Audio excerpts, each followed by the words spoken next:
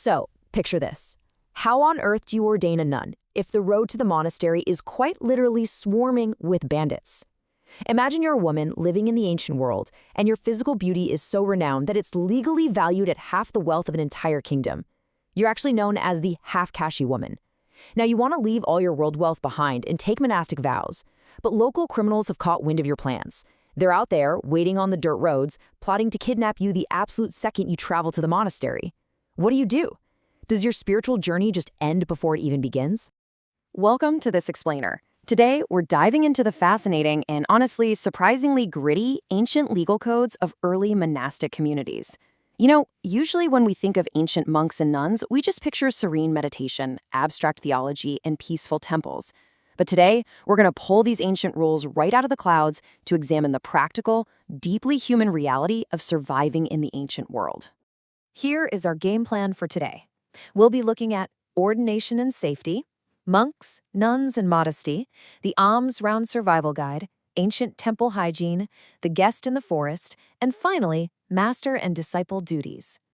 Let's jump right in. Section 1. Ordination and safety, surviving the road to the monastery. To see exactly how the Buddha solved the terrifying problem of ordaining women who couldn't safely travel, let's go back to our beautiful half-kashi woman. Because she was a wealthy widow, she was an incredibly high-value target for kidnappers. She desperately wanted to join the order, but the physical danger of those ancient roads was just way too great. So a really remarkable legal precedent was established specifically to protect her and others like her. It essentially allowed her to ordain from afar without ever having to step a single foot on that dangerous road. And this brilliantly illustrates the highly specific legalistic process of proxy ordination. It kept vulnerable people safe from harm. The text outlines a super strict protocol. First, she had to send a trusted messenger to the monastic community. That messenger would literally kneel down, bare their right shoulder, and make 3 formal, perfectly worded requests on her behalf. Then, the community would heavily question the messenger just to make sure the woman's background was totally clean, and that she actually had the proper robes and a begging bowl. Once the formal act passed, the messenger returned to relate the vows to her. It was this rigorous, highly structured legal workaround designed purely for physical safety. Moving on to Section 2, Monks, Nuns, and Modesty, Maintaining Order and Image. You have to remember, the early monastic community relied entirely on the goodwill and donations of the lay public, so their reputation was literally everything. To maintain order and protect their public image, some highly specific rules were put into place. To avoid scandal and, honestly, to prevent ascetics from acting like wealthy royalty, worldly commerce was completely prohibited and extreme modesty was mandated. Laypeople were actually complaining that some monastics were renting out houses for profit, brewing alcohol, or bathing in public areas. There's even a specific record of a nun walking through a crowded market wearing what the texts call new thin clothes, which were essentially see-through garments. There was even another rule explicitly banning swimming upstream just because of the physical pleasure of the water resistance. All of this was banned to preserve a pristine public image. The ancient legal codes also dealt with some really unexpected edge cases regarding physical identity. The texts impartially document that if a monk or nun has spontaneously lost their original sex organs and gained the physical characteristics of the other sex, they were to be immediately expelled from their specific monastic order. The text treats this totally neutrally. It was simply a matter of maintaining the incredibly strict physical boundaries and absolute categorization that they needed to govern the early community. All right, Section 3, Alms Round Survival Guide, The Hazards of Begging for Food. Now, you might be thinking that simply going out to get lunch would be easy, but no, it was a dangerous, heavily regulated operation. It wasn't a leisurely stroll. It was basically a survival mission. Before even stepping foot outside, a monk had to follow an exacting timeline just for getting dressed. Why so strict? Well, because of a disastrous incident where a monk accidentally wandered through the wrong door of a house while begging. Inside, a woman had been dreaming, and her jealous husband walked in, assumed the monk was having an affair with his wife, and violently beat him up. To prevent anything remotely like this from happening again, an exact, mindful sequence of dressing, checking robes for symmetry, and mindfully exiting the door was instituted. It kept monastics grounded and hyper-aware of their surroundings. And once they actually made it out the door and onto those chaotic, ancient roads, monastics were instructed not to look up or down, but to walk with their eyes pointed straight ahead. They had to stay ultra-vigilant for unpredictable hazards. The text specifically warned them to be ready to dodge mad elephants, mad horses, mad bulls, rabid dogs, and even unpredictable naked ascetics from other sects. Wild, right? And once they finally got their food and sat down to eat, that was serious business too. Listen to this quote. It comes directly from an incident where a monk, who actually used to be an entertainer before ordaining, playfully chewed a radish root loudly and danced around during a meal. Well, this caused another monk to burst out laughing so hard that a piece of radish literally shot out of his nose. The lay people watching were totally appalled that these supposed holy men were acting like comedians. So, a strict rule was made against performing or making loud noises while eating. Which brings us to Section 4, Ancient Temple Hygiene, keeping the community clean. Spiritual purity required an absolutely astonishing level of physical hygiene and disease control. When you've got hundreds of people living together in super close quarters without any modern plumbing, sanitation is quite literally a matter of life or death. For oral hygiene, they didn't have plastic toothbrushes. Instead, they used willow branches.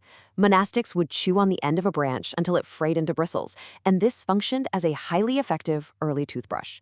However, vigorously chewing and cleaning your teeth with a stick isn't exactly the most dignified look, so strict boundaries were created. Monastics were explicitly banned from chewing their willow branches in front of the Buddha, in front of their senior teachers, near sacred statues, or in the public bathhouse.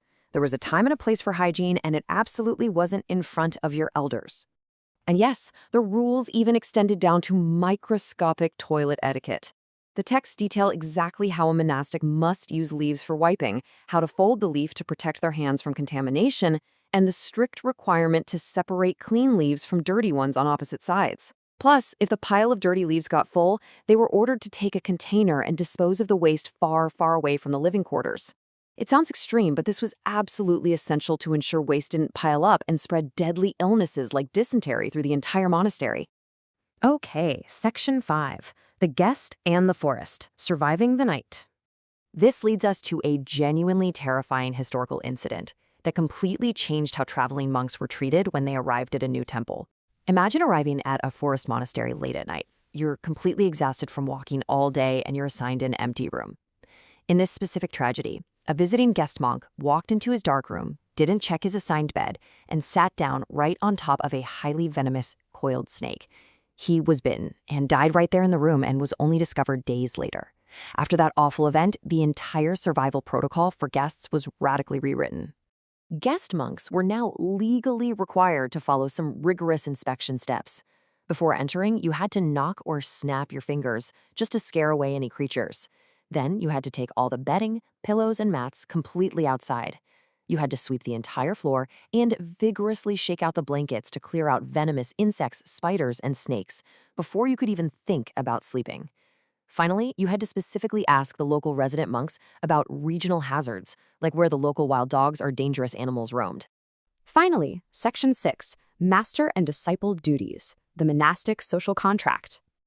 To really understand the beautiful social safety net that held this strict, highly regulated ancient community together, we have to look at the intense reciprocity of their daily lives. The relationship between a master and a disciple wasn't just about chanting or meditating, it functioned as an ancient healthcare and mentorship contract built on absolute mutual reliance. The disciple did all the heavy physical labor, cleaning the room, emptying the toilet pots, doing the laundry, washing the bowls. In return, the master was legally obligated to teach the texts, sure, but also to provide the disciple with medicine, clothing, and food. Most importantly, if either one of them was accused of breaking a rule, they were required to advocate and legally defend each other in the monastic courts. And this extended heavily to medical care. The text actually states, if the master is sick, the disciple should see if they live or die, seeking appropriate food and medicine. If the disciple had no money for medicine, they had to go out and beg for it. And if the disciple got sick, the master had to do the exact same thing for them. These highly detailed, sometimes intense regulations weren't just about avoiding punishment or looking holy. They were fundamentally about keeping each other alive in a harsh, unsanitary, and totally unforgiving world. It really leaves us with this fascinating realization. We so often romanticize ancient spiritual traditions, focusing only on enlightenment and inner peace. But reviewing these rigorous laws forces us to ask how much hidden, practical infrastructure is actually required to maintain that peace. Because before you can sit quietly and reach ultimate spiritual enlightenment, someone still has to sweep the floors, legally protect you from bandits, check the bed for venomous snakes, and wash the begging bowls. Thanks so much for exploring this fascinating historical explainer with me.